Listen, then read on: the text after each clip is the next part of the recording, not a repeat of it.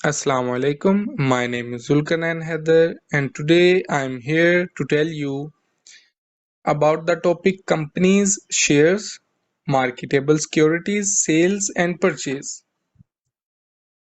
इस वीडियो के अंदर हम बात करेंगे कि जो हमारी मार्केटेबल सिक्योरिटीज होती हैं उसकी एक टर्म है कंपनीज शेयर्स। ठीक है, उसको जब हम बाय और सेल करेंगे यानी कि सेल और परचेज करेंगे तो उसके ऊपर हमें या तो रियलाइज्ड गेन और लॉस होगा या तो अनरियलाइज्ड गेन और लॉस होगा।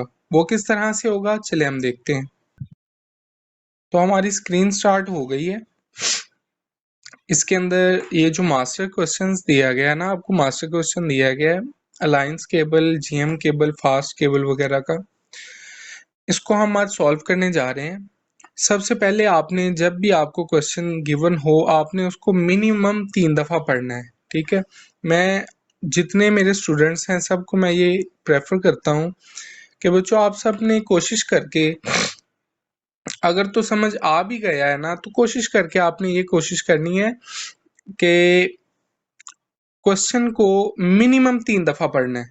ठीक है, इससे ये होगा, बेनिफिट ये होगा कि आपकी अंडरस्टैंडिंग जो है ना वो क्वेश्चन को लेके काफ़ी स्ट्रॉन्ग हो जाएगी। आपको पता चल जाएगा कि इस क्वेश्चन के अंदर मैंने क्या क्या करना है और किस तरह से करना है और क्या क्या एक्टिविटीज़ परफॉर्म हुई हैं। ठीक है, सबसे पहले हम पढ़ लेते हैं क्वेश्चन। ठीक है, at December 31st 2021 AKD Securities own the following investments in the capital stock of publicly owned companies।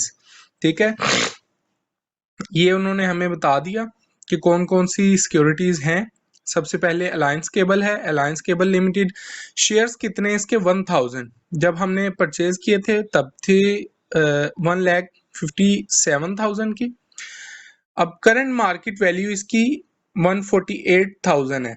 ठीक है, यानी कि हमने पर शेयर 157 में खरीदा और इस टाइम पर जो करंट उसकी वैल्यू है वो है $148 पर शेयर। ठीक है, यानी कि अभी हम वो घाटे में जा रहे हैं, लेकिन हम आगे फर्दर सॉल्व करते हैं फिर हमें पता चलेगा कि इसके ऊपर हमें गेन होता है या लॉस होता है, क्योंकि ये मैटर नहीं करता कि आपकी करंट वैल्यू कितनी है, ये मैटर करता है कि आप कितने का सेल करते हैं। करंट मार्केट वैल्यू तो 148 है, अगर आप 160 का सेल कर दें तो आपकी तो ये कॉस्ट प्राइस फुलफिल हो जाएगी ना। तो ये सबसे पहले ये हमारे पास अलायंस केबल के 1000 शेयर्स हैं, ये उसकी कॉस्ट प्राइस है, ये उसकी मार्केटेबल मार्केट वैल्यू है करंट। उसके बाद ये जीएम केबल्स आ गई, उसके बाद उसके 2000 शेयर्स हैं हमारे पास, इसकी जो कॉस्ट प्राइस है वो 182,000 है और करंट मार्केट वैल्यू जो है वो 205,000 है।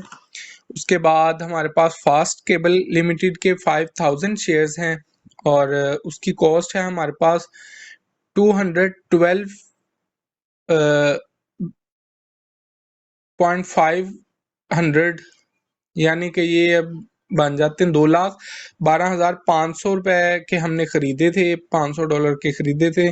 अब करंट इसकी वैल्यू है $185,000। ठीक है, अब ये नीचे टोटल गिवन है, कॉस्ट प्राइस हमारी टोटल कितनी आई है इनके ऊपर और ये इनकी मार्केट वैल्यू कितनी है करंट। ठीक है, अब नीचे एंट्रीज की तरफ आ जाते हैं।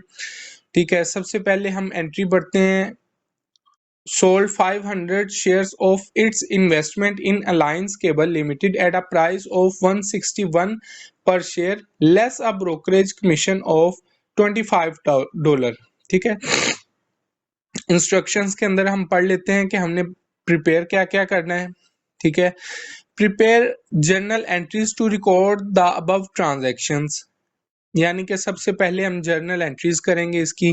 Prepare a schedule showing the cost of market values security own by 31 December, use the same format as schedule. अब वो कह रहे हैं कि अब आपने क्या करना है कि इसका एक इसी तरह का, जिस तरह ये ऊपर टेबल गिवन है ना, ये इस तरह का एक टेबल हमें बना कर दें जिसके अंदर आपने करंट उसकी जो मौके पे वैल्यूज है ना, ये 2021 की है, आपने 2022 की, ये देखें 2022 की आपने बना कर देनी है। ठीक है, उसके बाद आपने प्रिपेयर करना है कि आपको लॉस हुआ है या गेन हुआ है, ठीक है। ये स्टेप बाय स्टेप मैंने सॉल्व किया है, आपको मैं समझाता हूँ। अब यहाँ पर ये सारा डाटा गिवन है कि आपका 31 दिसंबर के अंदर क्या वैल्यूज थी, मतलब कि उसकी करंट मार्केट वैल्यू कितनी है दिसंबर 31 2022 में, ठीक है। अब हम सॉल्व करते हैं अपना क्वेश्चन। सबसे पहली जो एंट्री है हमारी, sold 500 shares of its investment in alliance cable limited at a price of $161 पर share less a brokerage commission of $25। अब ये आपने याद रखना है कि ये जो आपकी कमीशन होती है ना, ये कमीशन हमेशा आपने, ये जो आपका 161 पर शेयर और आपने खरीदा था 157 पर शेयर, इसका जो डिफरेंस होगा उसमें से आपने ये $25 जो है ना वो माइनस कर देने हैं, ठीक है। वो मैं आपको पिक्चर शेयर कर दूंगा इसकी वर्किंग की भी, ठीक है। अब अगर हम इसकी कैलकुलेशंस करें, ठीक है, 161 पर शेयर की, 161 को मल्टीप्लाई करें 500 शेयर्स के साथ, तो ये 80,500 समथिंग बनता है, ठीक है। इसके अंदर से हमने 25 डॉलर्स जो हैं वो कमीशन वो डिडक्ट कर ली, तो हमारे पास रिमेनिंग अमाउंट बच गई $80,475, ठीक है। अब हम इसकी जर्नल एंट्री की तरफ आ जाते हैं। सबसे ऊपर पार्टिकुलर्स अमाउंट बैंक।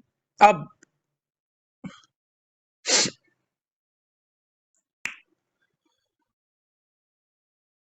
यहाँ पर उन्होंने कहा कि हमने यहाँ पर कैश का जिक्र नहीं आया, ठीक है, कि हमने कैश पर सेल की है या किस पर की है, तो ये आपकी फिर मर्जी है कि आप इसको कैश पर कर लें या इसको बैंक के ऊपर डेबिट कर दें, क्योंकि वो दोनों हमारे लिक्विड एसिड्स कहलाते हैं। तो दोनों के अंदर खासा कोई फर्क नहीं है। एसिड्स की जो इकसाम है, 3 किस्म के एसिड्स हैं, उनमें से जो 2 सिमिलर एफिशिएंसीज के, सिमिलर क्वालिटीज के जो आपके एसिड्स हैं ना, वो बैंक और कैश हैं, ठीक है। आप बैंक को कर दें या कैश को कर दें, यहाँ पर आप अगर कैश भी कर दें तो इनफ है। वैसे ये जो आपकी मार्केटेबल सिक्योरिटीज होती है, इसकी जो सेल और परचेज है ना, वो अमूमन बैंक से ही की जाती है, ठीक है। तो अब बैंक के अंदर हमारे पैसे आए, ठीक है, बैंक के अंदर जब पैसे आएंगे, बैंक हमारा एसिड है, एसिड इंक्रीज होकर डेबिट हो जाएगा, ठीक है। ये हमने बैंक को डेबिट कर दिया $80,475 से, ठीक है। दूसरी तरफ अब क्रेडिट क्या होगा, इन्वेस्टमेंट इन अलायंस केबल्स लिमिटेड, यानी कि जो हमारी ये इन्वेस्टमेंट थी, ये जो शेयर्स थे, ये हमारे कम हो गए, यानी कि ये हमसे चले गए, हमारी इन्वेस्टमेंट डिक्रीज हो गई, इन्वेस्टमेंट डिक्रीज होकर हमारी क्रेडिट हो गई, ठीक है। उसके ऊपर हमें गेन हुआ, gain on sale of investment कितना हुआ, 1975 का, ठीक है। ये जो हमने, ये नीचे मैंने $25 की बात की थी ना, ये हमने इसी के अंदर से माइनस किया है, ये देखें 1975, ठीक है। हमेशा आपने जो आपका गेन है ना, उसके अंदर से आपने ये कमीशन जो है ना वो माइनस करनी है। ये आपने, गेन जो है वो हमारा रेवेन्यू है, तो रेवेन्यू हमेशा जब भी इंक्रीज होगा तो इंक्रीज होके ये क्रेडिट हो जाएगा। अब यहाँ पर हम सेकंड एंट्री को पढ़ते हैं। सेकंड एंट्री है हमारी, purchase 15,000 shares of New Age Cables Limited at a price of $15 inclusive of brokerage commission per share and payment method made through bank. यानी कि वो कह रहे हैं कि हमने 15,000 शेयर्स खरीदे हैं न्यू एज केबल्स लिमिटेड के $15 के हिसाब से, ठीक है। और इसके अंदर ही हमने ब्रोकरेज कमीशन जो है ना ऐड कर दिया पहले से ही, आपको जरूरत नहीं है कुछ भी करने की। उसके बाद उन्होंने कहा है कि पेमेंट मेड थ्रू बैंक, यानी कि बैंक के थ्रू आपकी पेमेंट हुई है, ठीक है। अब यहाँ पर जो आपकी सेकंड एंट्री है, पार्टिकुलर्स आ गया, अमाउंट आ गया, यहाँ पर कोई लंबी चौड़ी एंट्री नहीं है, ठीक है। यहाँ पर सिंपल जो है ना, सिंपल हमने इन्वेस्टमेंट की इन न्यू एज केबल्स, हमारी इन्वेस्टमेंट इंक्रीज हो गई। इन्वेस्टमेंट भी एक तरह का हमारा एसिड होता है, ठीक है।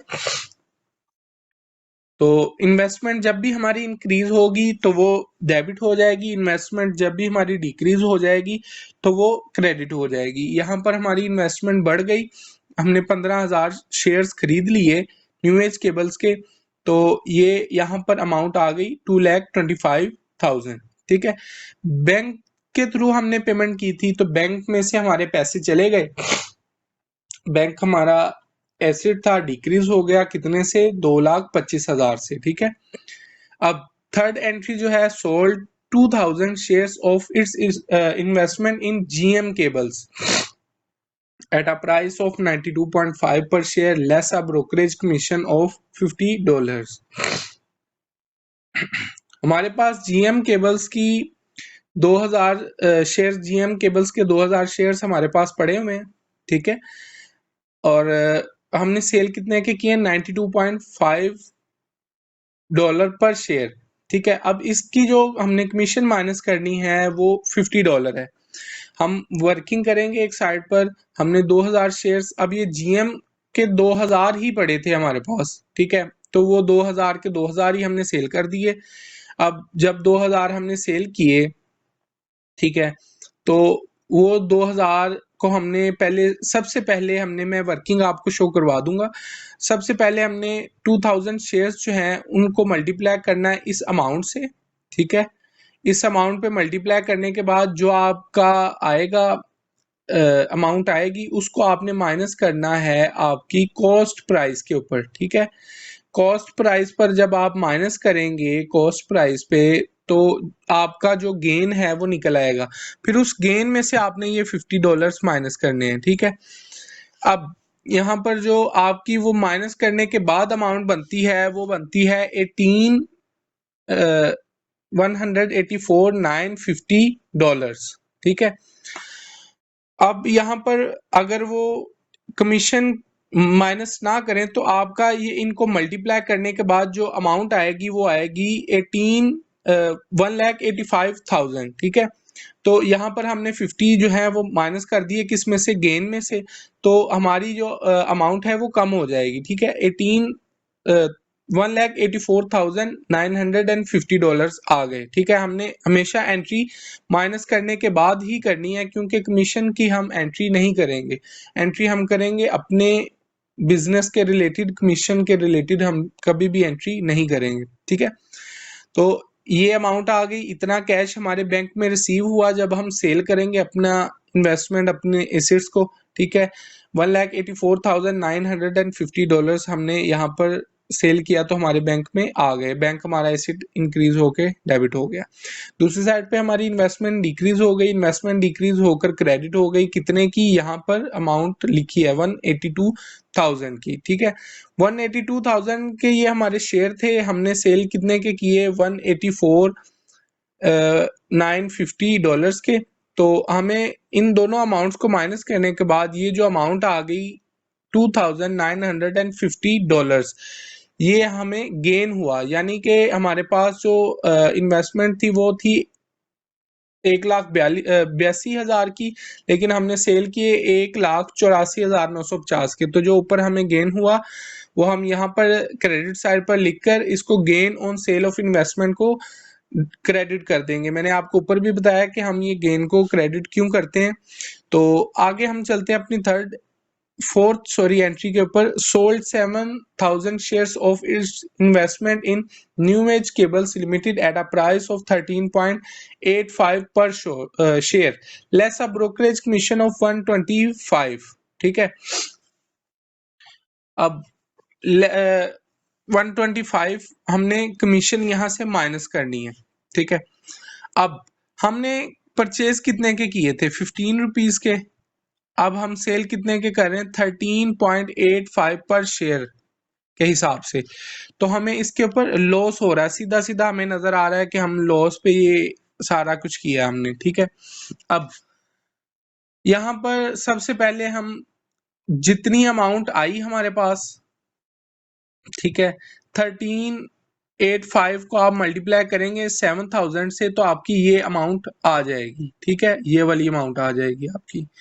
तो आपने इसको इसकी ओरिजिनल अमाउंट जो है हमने 15 रुपीज का खरीदा था, फिर आपने ये 7000 को 15 के साथ मल्टीप्लाई करना है तो आपकी ओरिजिनल जो आपकी कॉस्ट है वो आ जाएगी। ठीक है, सबसे पहले हमने बैंक को यहाँ पर डेबिट कर दिया, हमारे पास इतने पैसे यहाँ पर आ गए। ठीक है, इतने पैसे आ गए हमारे पास। उसके बाद आपने यहाँ पर एक लाइन छोड़ के डेबिट वाली साइड पे क्रेडिट की एक एंट्री कर देनी है। इन्वेस्टमेंट इन न्यू एज केबल्स, जो हमारी इन्वेस्टमेंट थी वो कम हो गई, कितने की 7000 शेयर्स थे जो हमारे, वो कम हो गए। अब जो 7000 शेयर्स की ओरिजिनल अमाउंट थी, 7000 को 15 से मल्टीप्लाई करने के बाद तो वो हमारे पास आ गई $1,05,000। ठीक है, अब हम इस अमाउंट को, ठीक है, इस अमाउंट को और इस अमाउंट को, इन दोनों अमाउंट्स को जो है ना हम माइनस कर देंगे तो हमारे पास ये वाली अमाउंट आ जाएगी 8175। अब ये अमाउंट हमारे पास 8175 नहीं आई थी। ठीक है, ये हमारे पास कुछ और अमाउंट आई थी, हमने इसी लॉस के अंदर जो है ना कमीशन को हमने ऐड कर दिया। ठीक है, 8000 समथिंग आया था, उसके अंदर हमने $125 को ऐड कर दिया तो ये हमारा लॉस आ गया। ठीक है, जब भी हम कमीशन को माइनस या प्लस करेंगे तो वो हमारा गेन या लॉस के ऊपर होगा। अगर हमें गेन होगा तो हम इस कमीशन को गेन में से माइनस कर देंगे, अगर हमें लॉस होगा तो हम इस लॉस को हमारा जो हम इस कमीशन को हमारे लॉस में से माइनस कर देंगे। अब यहां तक तो हमारी एंट्रीज हो गई। क्या करते हैं कि उन्होंने कहा है कि आप हमें इसी तरह का एक टेबल शो करके दिखाएं। अब यहाँ पर टेबल आ गया एक, ठीक है, ये मैंने टेबल बनाया है सेम इसी तरह का जिस तरह का यहाँ पर ये टेबल दिया हुआ था, इस तरह का कोशिश की मैंने बनाने की ताकि आप लोगों को समझ आ जाए। अब इसके अंदर हमने करना क्या है, ठीक है, सबसे पहले तो हमने क्या करना है कि यहाँ पर जो वर्किंग की है वो ये नीचे वर्किंग की है, ये आपको भी मैं समझा देता हूँ। सबसे पहले ये टेबल हमारे पास टोटल यहाँ पर क्वेश्चन के अंदर 1000 शेयर्स थे। ठीक है, 1000 शेयर्स में से हमने सेल कर दिए कितने शेयर्स, 500 शेयर्स। ठीक है, अब 500 शेयर्स जब हमने सेल कर दिया हमारे पास रिमेनिंग रह गए 500 शेयर्स। यहाँ पर रिमेनिंग हमने 500 शेयर्स लिख कर, ये जो हमारी कॉस्ट प्राइस थी 157 पर डॉलर, तो ये हमने यहाँ पर एट अ रेट ऑफ 157 पर डॉलर लिखकर यहाँ पर इसका सम निकाल लिया। ठीक है, $78,500 जो है वो हमारे यहाँ पर कॉस्ट निकल आई। अब जो ये वाली वैल्यू है ये यहाँ पर हमें गिवन है, वो बता रहे हैं, ये हम टेबल बना रहे हैं एट 31/12/2022। तो उसने कहा कि एट दिसंबर 31 2022 को हमारी जो मार्केट वैल्यूज है ना, करंट मार्केट वैल्यूज वो ये हैं, ये जितनी इन्होंने यहाँ पर गिवन दी है।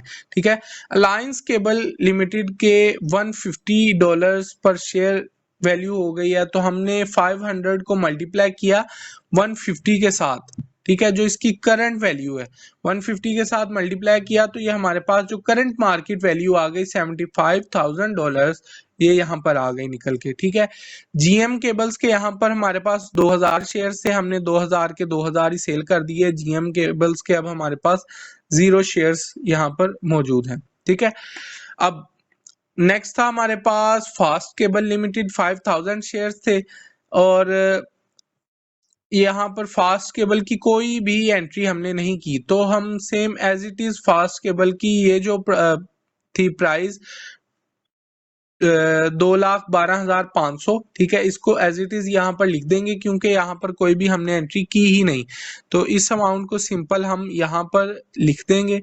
लिखने के बाद अब जो अगला काम है वो क्या है, यहाँ पर उन्होंने फास्ट केबल्स की करंट प्राइस बताई हुई है। ठीक है, फास्ट केबल की करंट प्राइस है हमारे पास $43 पर शेयर।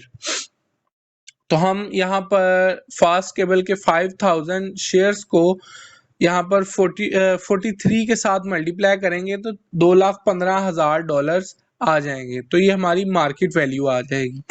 नेक्स्ट हमारे पास हमने जो खरीदे थे यहाँ पर न्यू एज केबल के नए शेयर्स खरीदे थे, 15,000 खरीदे थे और यहाँ पर 7,000 हमने सेल कर दिए थे। रिमेनिंग हमारे पास 8,000 शेयर्स जो है ना वो बच गए। 8,000 शेयर्स को अब हमने खरीदे कितने के थे, 15 रुपए के खरीदे थे। 8,000 को मल्टीप्लाई कर देंगे $15 के साथ, तो ये हमारे पास 1,20,000 रुपए आ गए। ठीक है, $120,000 यहाँ पर अमाउंट आ गई, जो हमारी कॉस्ट की अमाउंट है। ठीक है, लेकिन यहाँ पर उन्होंने जो हमें न्यू अमाउंट दी हुई है न्यू एज केबल लिमिटेड की, वो है 14.5 पर शेयर, सॉरी। ठीक है, तो हम ये 8,000 शेयर्स को 14.5 के ऊपर मल्टीप्लाई कर देंगे, तो हमारी यहाँ पर अमाउंट आ जाएगी $116,000। ठीक है, ये हमारी करंट मार्केट वैल्यूज आ गई। ठीक है, अब यहाँ पर इन सब को हम सम कर देंगे तो हमारे पास ये वैल्यू आ जाएगी। यहाँ पर इन सब को सम कर देंगे तो हमारे पास ये वैल्यू आ जाएगी।